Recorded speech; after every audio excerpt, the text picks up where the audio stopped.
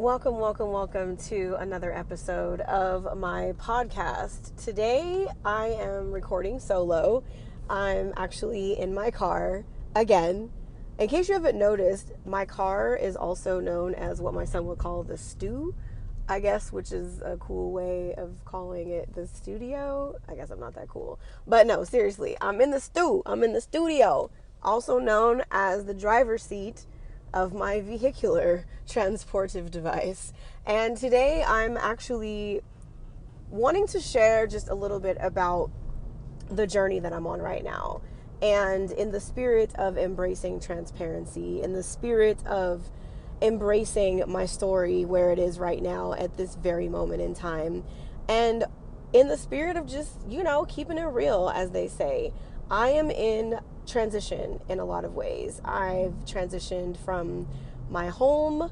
I've transitioned out of some relationships, platonic and romantic. I have transitioned even in my body, my form. I'm transitioning in a lot of ways. And a lot of people would call it also transforming.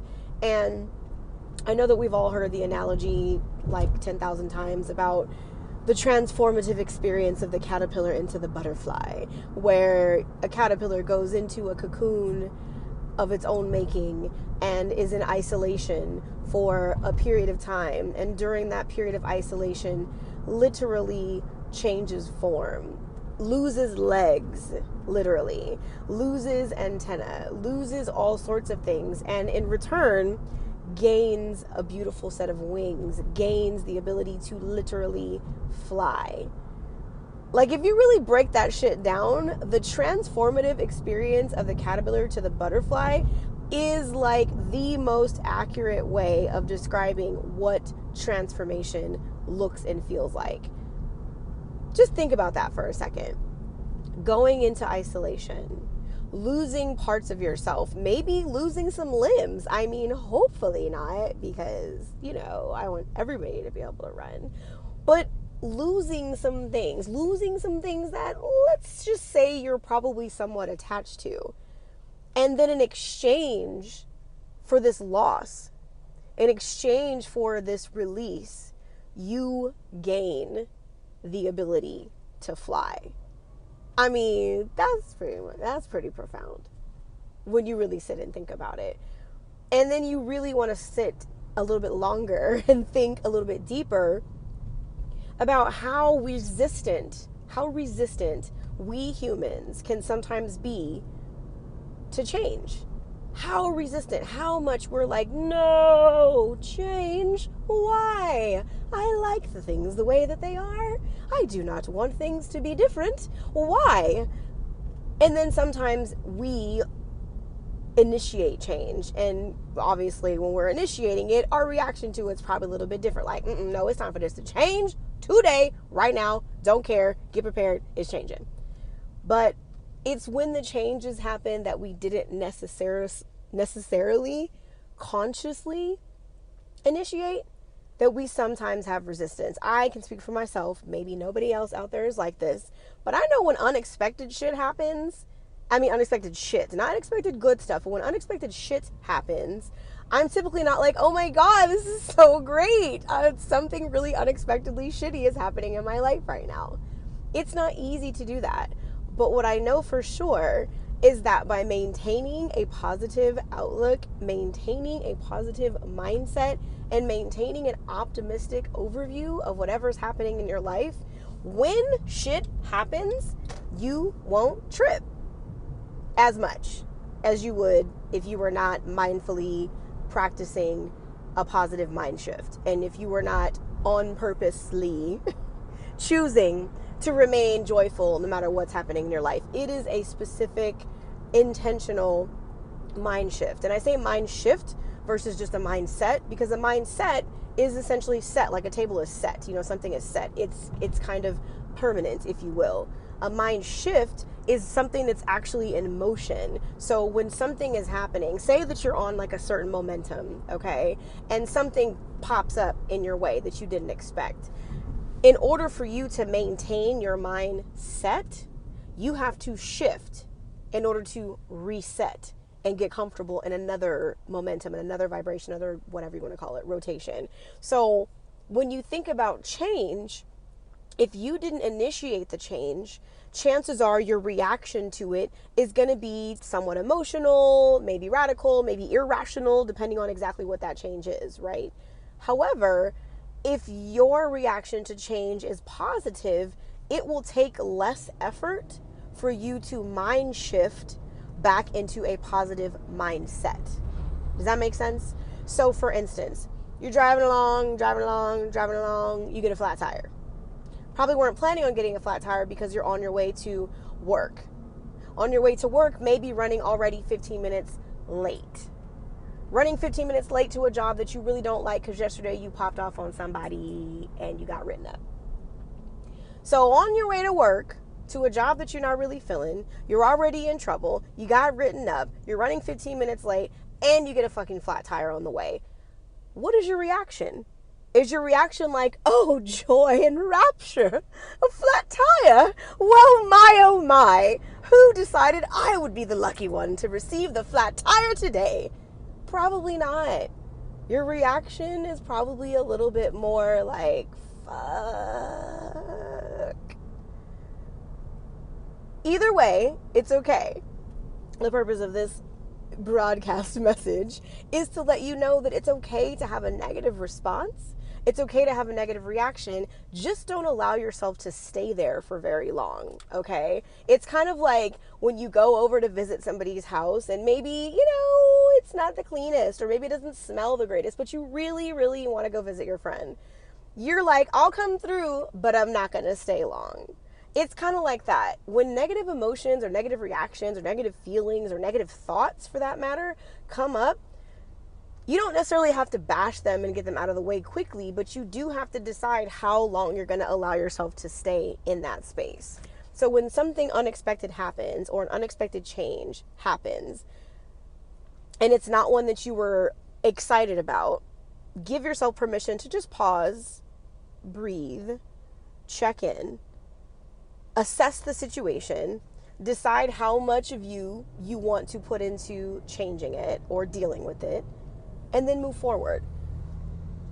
Because if you get stuck in the negative pool, more things to keep you in that negative space will start to show up. That is just the law.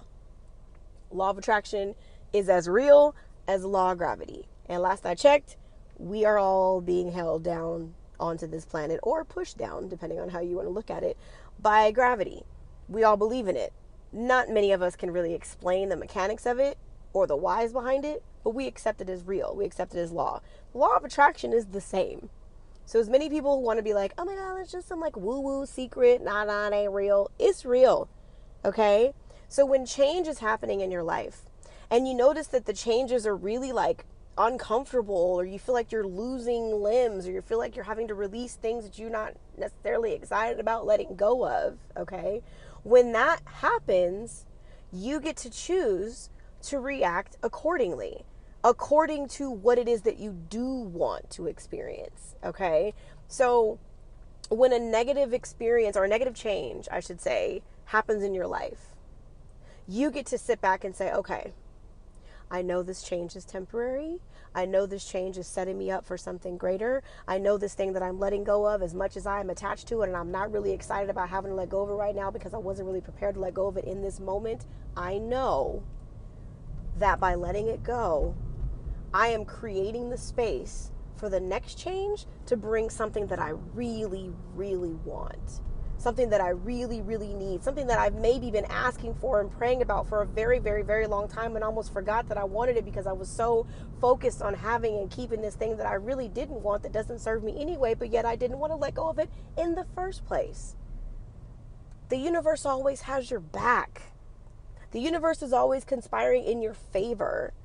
Spirit, whatever you want to call it, ancestors, angels, positive energy, that juju, whatever you call it, is always following your path.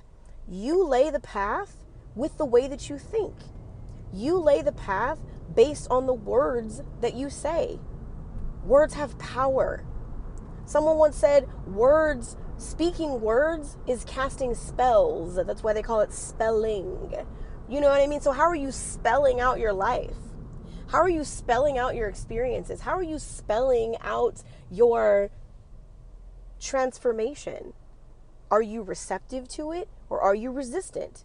Are you accepting of it, or are you rejecting it?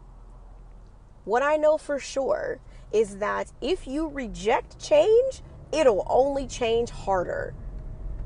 Like, you know, some people might say, like, just relax and let it happen.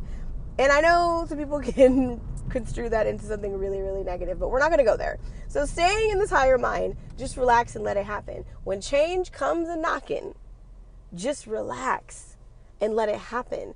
Because if you resist the change, if you put up a fight, it is literally going to beat the life out of you until you surrender to it and let the change happen. If you don't let the change happen, guess what? It's going to happen anyway, whether you like it or not. It's kind of like a runaway train. You could try to stand on the tracks and be like, stop, train. No, you're not supposed to be running away. And the train's going to be like, duh, I'm already in motion. I suggest you step aside. That's kind of the way change is. Change, transformative change in particular, comes to you because you need it. Believe it or not, because you've asked for it. You've called it in. You might not feel like I called in a flat tire on my way to work for a job that I already don't like and I'm already been written up. Why would I ask for a flat tire? It's not necessarily the flat tire that you asked for, but maybe as a result of getting that flat tire and the time that you're sitting on the other side of the freeway waiting for the AAA dude to show up. And the AAA dude is taking forever because for some reason people don't know the difference between northbound and southbound on the 405 freeway. But while you're waiting, maybe you pause. Maybe you turn off the phone or turn off the radio and just sit there. And maybe you get stuck in your thoughts and you start to think to yourself, man, see, this is exactly, if I had my own business, if I had a different job that was closer to work, or maybe if I had a job where I felt like I was being paid what I deserved because I was doing something I really love. All kinds of cool thoughts and ideas can pop up into your head when you unexpectedly have to stop whatever pathway you were on. And sometimes things like flat tires, things like unexpected brutal breakups, things like getting fired from jobs, things like even health issues pop up to make you pause, to make you sit, to make you remember, to make you consider what else you might not have thought about. What else are you missing? What else are you overlooking because you're just going in the trajectory that you're on? Sometimes life has a way of throwing bricks through your windshield to get your fucking attention so that you will literally sit back and rethink and reset and mind shift to change your mindset. So the next time that an unexpected change happens, I invite you to allow yourself to be present with the emotional experience of that. Feel it. And if the feeling is negative, don't stay in it too long.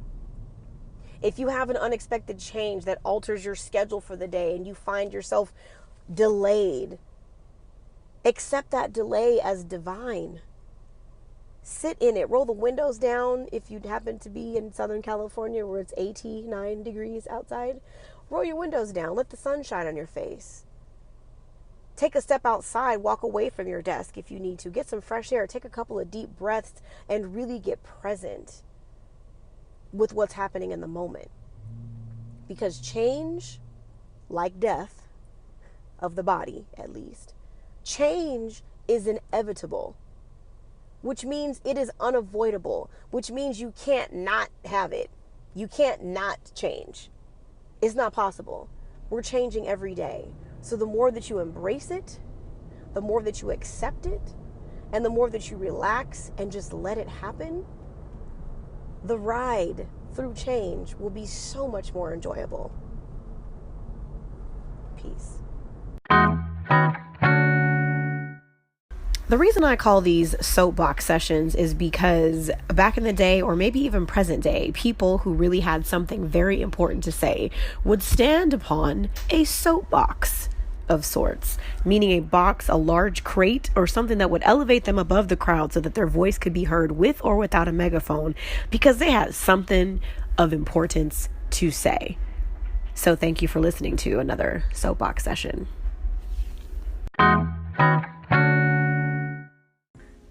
It's time to wrap this up, and I just want to say very sincerely thank you. You have your choice of thousands of different podcasts that you could be listening to each day, and I appreciate you for choosing this to be one of them. Right now, in this moment, I see the light, I see the love, the wisdom, the beauty, the prosperity, the creativity, and the pure joy that shines within each of you, and I bow humbly before your divinity. Namaste.